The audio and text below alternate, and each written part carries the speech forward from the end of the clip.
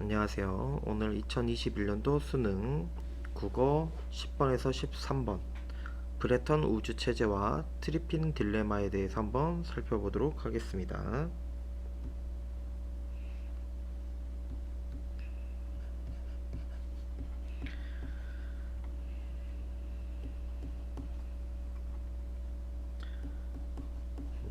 이 글은 4개의 문단 정도로 되어 있는 글인데 뭐 글을 길이로 봤을 때 뭐 중지문 정도 되겠지만 실제로는 마지막 문단이 뭐 내용이 없기 때문에 그냥 1, 2, 3문단 내에서 해결로 가능한 큰 어려움이 없는 지문 정도로 보시면 되겠습니다. 그래서 처음 보면 뭐 기축통화 이런 게 나와서 약간 경제도 관련돼 있긴 하지만 크게 뭐 구하거나 이런 게 없기 때문에 내용이 내신에서 나올 때는 크게 어려움이 없다. 그리고 실제로 수능에서도 큰 어려움 없이 풀었던 지문으로 생각하시면 되겠습니다. 그래서 내용 분석이 가장 중요한 글이다.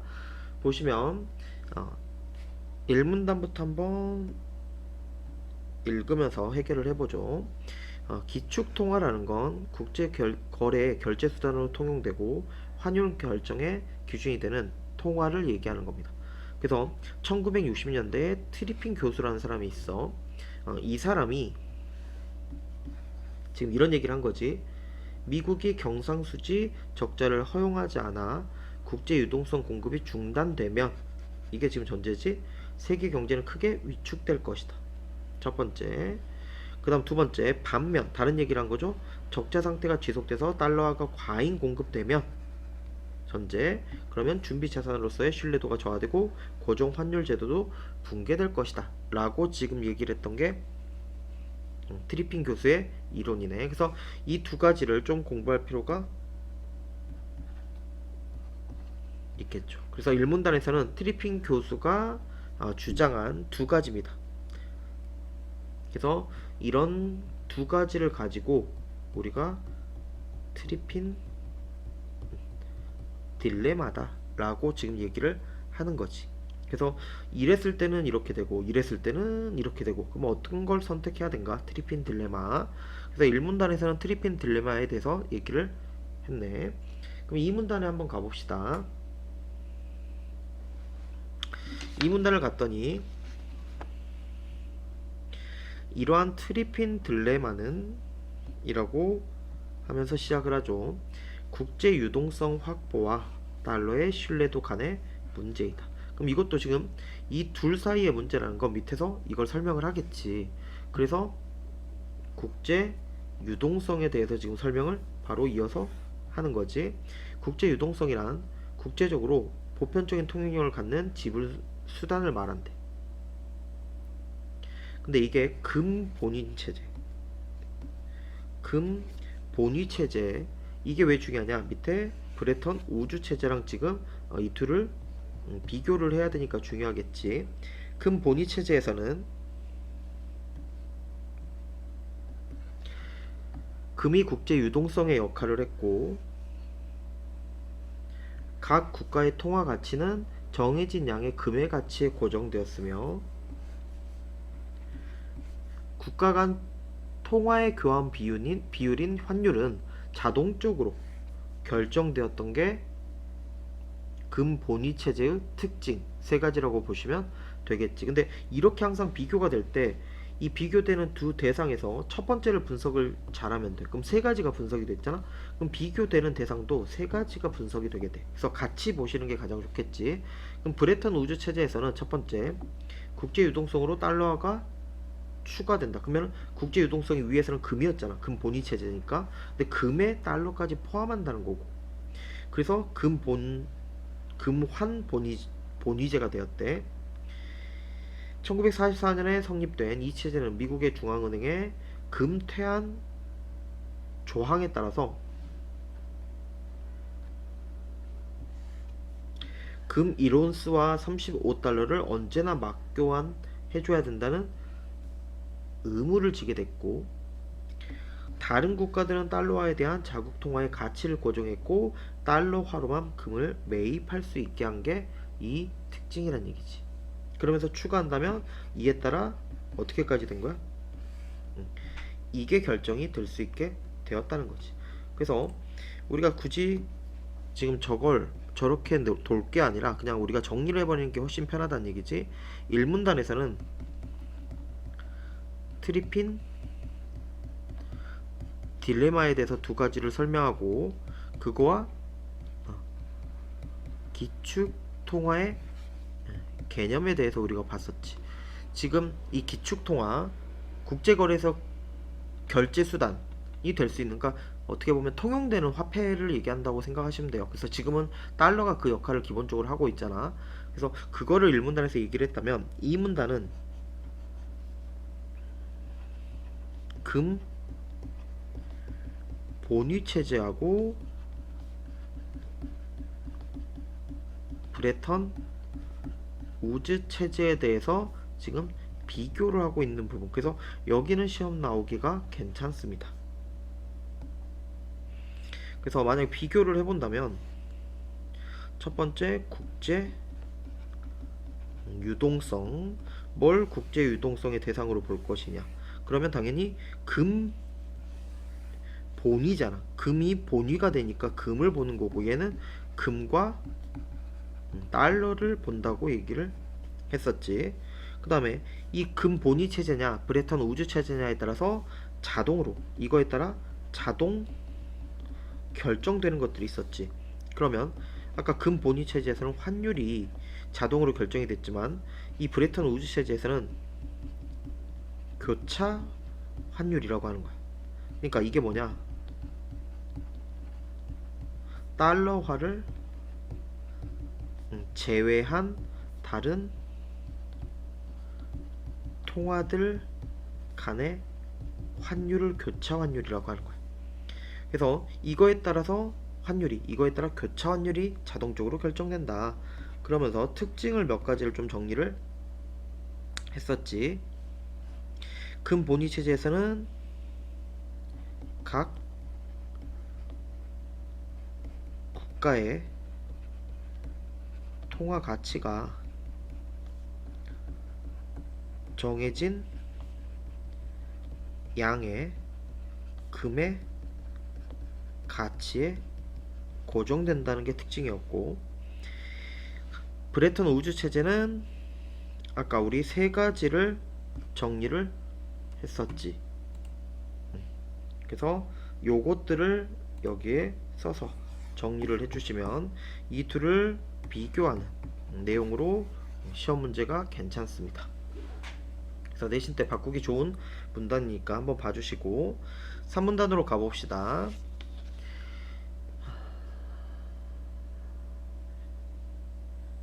그러면 지금 3문단에 오면 2문단에서 이 브레턴 우즈 체제가 확립이 됐다고 했는데 3문단에 처음에 가면 이 브레턴 우즈 체제에 대해서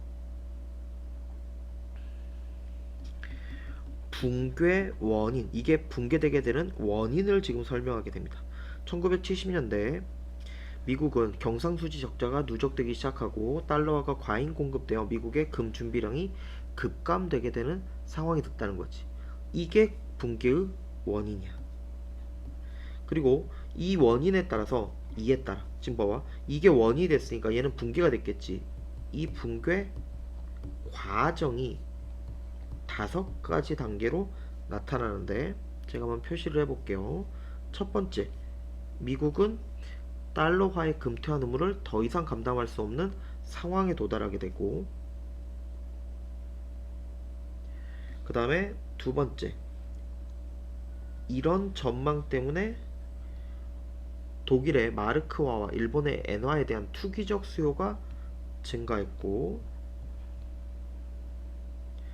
그 다음 세 번째, 각국은 보유한 달러화를 대규모로 금으로 바꾸기를 원했으면서, 네 번째, 미국은 결국 1971년 달러화의 금태환 정지를 선언한 닉슨 쇼크를 단행하게 됩니다. 그래서 다섯 번째, 붕괴되는. 그래서 결정적으로 다섯 번째라고 하는 건 그냥 붕괴고 실제 붕괴 과정은 1에서 4까지로 볼 수 있겠지. 근데 이 중간에 지금 이 중간 부분이 재밌는 게 있어. 뭐냐면 이 부분인데,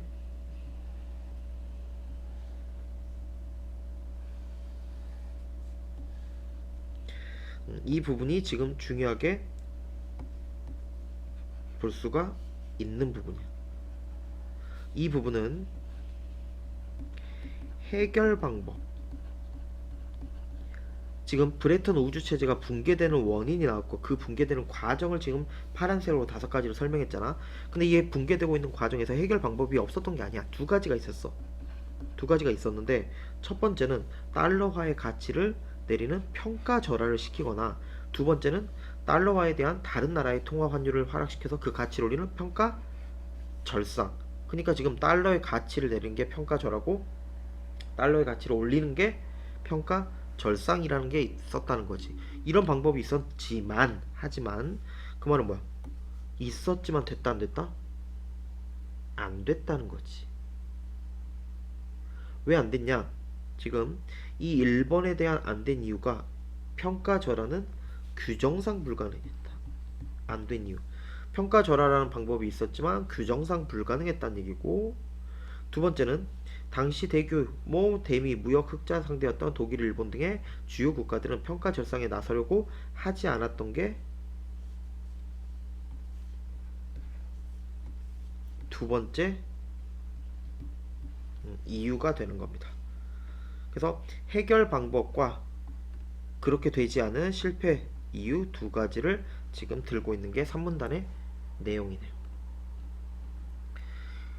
그래서 3문단은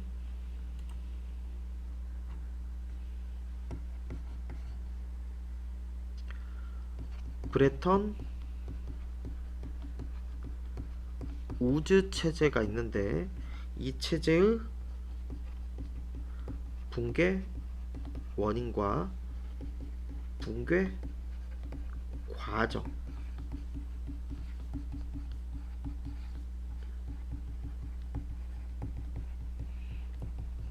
그리고 이걸 해결할 수 있는 방법 2가지, 평가 절하와 평가 절상. 그렇지만 얘는 왜 안 됐고 얘는 왜 안 됐고를 설명한 게 3문단이었던 얘기지. 그리고 4문단, 그러나 붕괴 이후에도 달러와의 기축통화 역할은 계속되었다. 그 이후로 규모의 경제를 생각할 수 있다 라고 하면서 끝내버리네요. 그러면 여기서 중요한 건 하나 더 정리할 게 조금 필요하네. 지금 이 평가 절상과 평가 절하 이 부분을 조금 볼 필요가 있는데,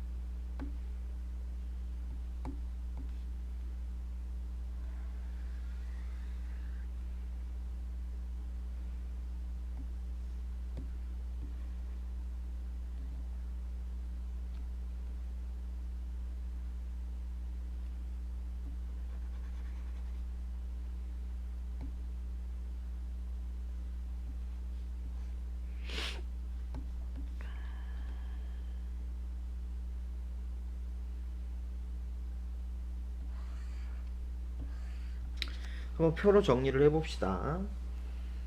여기를 달러화의 평가 절하라고 하고, 여기를 마르크화 또는 일본의 엔화, 이거를 평가 절상하는 걸로 한번 만들어 볼게. 만약에 이걸 마르크화 엔화에 대해서 달러화의 환율을 얘기를 하고 이 달러화의 가치를 얘기를 해버리는 거야. 그러니까 마르크와 엔화에 대해서 달러화의 환율을 올려버리는 거야. 이게 올라가면 달러화의 가치는 어떻게 되겠어? 내려가게 되겠지. 반대로 그래서 지금 달러화가 평가절한다, 절하됐다 라고 얘기를 하는 건데, 반대로 달러화에 대해서 마르크화와 엔화의 환율과 마르크화 엔화의 가치를 따져보라는 거지. 얘랑 반대지. 그러면 달러화에 대해서 마르크와 엔화의 가치를, 환율을 만약에 내렸어. 그럼 당연히 얘네의 가치는 올라가게 되지. 그래서 이걸 평가절을 하라고 얘기하는 거고, 얘를 평가절 상이라고 얘기하는 거니까. 그래서 결국 이 지문도 제가 여기에 정리한 거죠. 지금 이 트리핀 딜레마 요거 괜찮고, 그 다음에 이 둘의 비교 너무 괜찮고, 그 다음 마지막 이 과정, 그 다음에 이 평가절상과 평가절하, 이 네 가지를 공부할 수 있으면 큰 어려움이 없는 지문입니다. 그래서 위에서부터 한번 문제를 풀어보도록 하겠습니다. 보시면 첫 번째, 브레턴 우주 체제 붕괴 이외에도 달러화가 기축통화로서 역할을 할 수 있었던 이유는 무엇인가? 라는 질문 할 수 있겠지.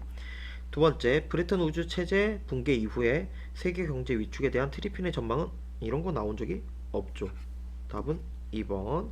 그 다음 2번, 윗글을 바탕으로 추론한 내용으로 적절하지 않은 것을 또 고르라고 하네. 1번, 닉슨 쇼크가 단행된 이후에 달러화의 고평가 문제를 해결할 수 있는 달러화의 평가절하가 가능해졌다.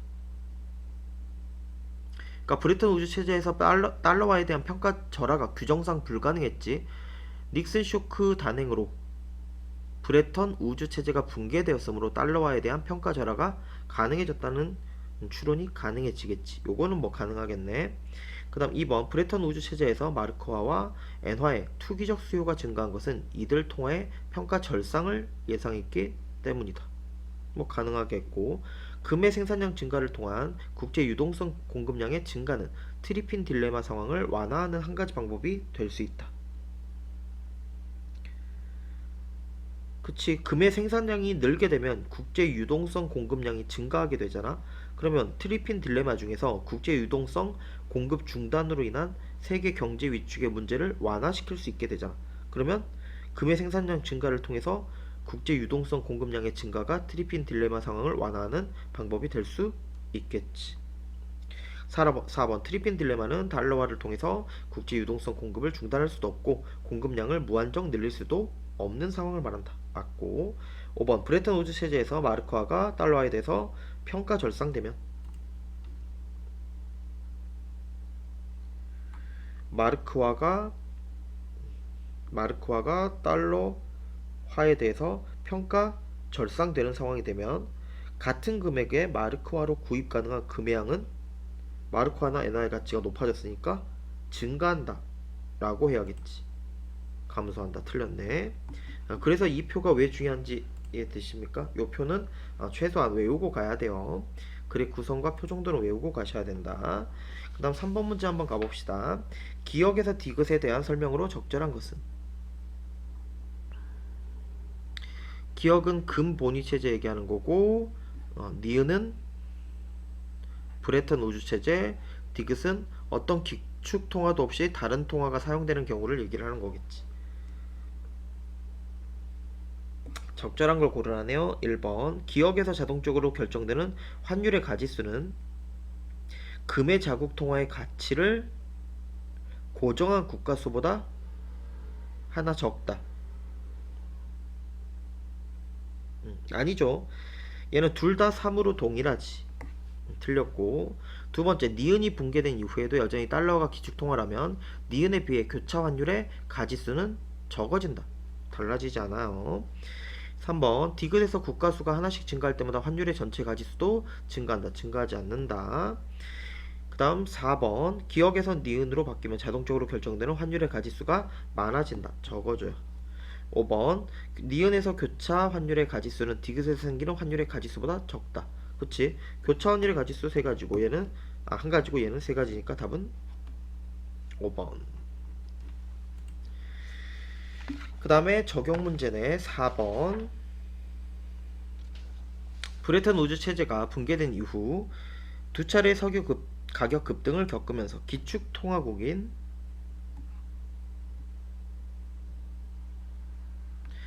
A국의 금리는 인상되었고 통화 공급은 감소되었다.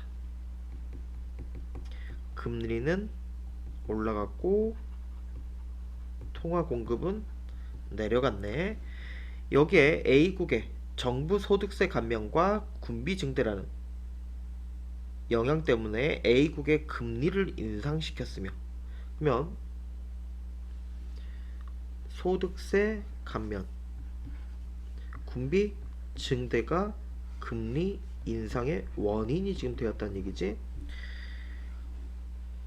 높은 금리로 인해서 대량으로 외국 자본이 유입되었다. 높은 금리. 이게 지금 문제 상황이라고 볼 수가 있겠지. 금리가 높아져 버리니까 외국 자본이 유입되는 결과를 갖고 하게 됐다는 거지. A국은 이로 인한 상황을 해소하기 위한 국제적 합의를 주도하여 서로 교역하면서 각각 다른 통화를 사용하는 국가 A, B, C, 이 세 국가는 외환 시장에 대한 개입을 그러니까 결국 지금 이 세 국가는 외환 시장에 대한 개입을 합의했다. 뭘 한 거야? 환율을? 그렇지, 조정하기 시작한 거지. 이로 인해서 A국에 대한 B국의 통화와 C국의 통화의 환율은 각각 50%, 30% 하락했다. B국은 환율이 50%, 그 다음에 C국은 30% 하락한 거잖아. 그 말은 뭐야? 이 말은 B국과 C국의 통화가 뭐 됐단 얘기야? 평가 절상됐단 얘기지. 보여? 환율이 내려가야 평가 가치가 올라가는 평가 절상이 되는 거니까 지금 이 말은 환율이 하락했다는 건 평가 절상됐다는 얘기야. 평가 절상. 근데 하락폭이 얘는 50%고 얘는 30%로 B가 C보다 더 크다는 얘기지. 그럼 적절한 거를 고르라고 했네요. 1번. A국의 금리 인상과 통화 공급 감소로 인해서 A국 통화의 신뢰도가 낮아진 것은, 이런 말 없었지. 신뢰도가 낮아진 게 아니라 아까 뭐라 그랬어? 문제점이 뭐라고 했습니까? 외국 자본이 유입되는 문제가 생겼다고 했으니까 틀렸네. 그 다음 두 번째. 국제적 합의로 인한 A국 통화에 대한 B국의 통화의 환율 하락으로 국제 유동성 공급량이 증가하여 A국의 통화의 가치가 상승했다. 환율이 하락해서. 지금 보시면 그러니까 국제적 합의로 A국 통화에 대한 B국의 환율이 50% 하락했잖아. 그럼 뭐 B국 통화에 대한 상대적 가치는 상승했겠지. 환율이 하락하면 가치가 상승하니까. 따라서 A국 통화에 대한 B국의 통화의 환율 하락으로 A국 통화의 가치는 상승한 게 아니라 뭐라 해야 돼? 하락해야 되겠지. 지금 누구 입장에서 보냐의 차이니까. 틀렸고. 3번. 다른 모든 조건이 변하지 않았다면, 그럼 변화 조건이 없어. 국제적 합의로 인해 A 통화에 대한 B국 통화의 환율과 어떻게 됐어? 하락했지. B국 통화에 대한 C국의 환율은 상승했지. 모두 하락이. 틀렸네. 4번. 다른 모든 조건이 변하지 않았다면,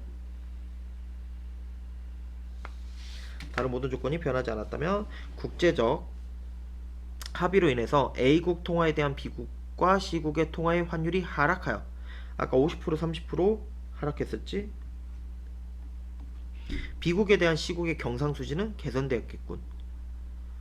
생각해봐. B하고 C를 비교하면 아까 이렇게 됐었잖아. 그럼 반대로 평가가 어떻게 된 거야? 환율이 떨어졌으니까 절하되겠지. 이게 더 높으니까 얘는 평가 절하. 그러면 얘는 개선되었겠군. 맞네. 답은 4번. 그 그 다음에 5번 볼까요? 5번 보시면 다른 모든 조건이 변하지 않았다면 A국의 소득세 감면과 군비 증대, 아까 문제점이었지? 이런 금리를 인상시키는 원인. A국의 경상수지가 악화, 그치, 금리가 인상됐으니까 악화된 거지. 그 완화 방안 중에 하나가 A국 통화에 대한 B국의 통화 환율을 상승. 반대로 돼야지. B국에 대한 A국의 환율을 상승해야 가치가 떨어지게 될 테니까. 답은 4번이라고 보시면 되겠네. 그래서 이 지문은 제가 볼 때는 요 아까 집어줬던 것들, 트리핀 딜레마에 대한 개념, 그 다음에 금 본위 체제와 브레턴 우주 체제에 대한 각각의 조건에 따른 비교, 그 다음에 이 체제 붕괴 과정 원인 해결 방법, 그 다음에 마지막 이게 제일 중요하죠. 평가절하와 평가절상을 어떻게 말장난을 칠 것인가. 요거를 공부하신다면 큰 어려움이 없는 지문으로 공부가 가능하겠습니다. 그래서 이 지문은 요 정도로 보도록 하겠습니다. 다음 주도 독서 지문으로 찾아뵙도록 하겠습니다. 고생하셨습니다.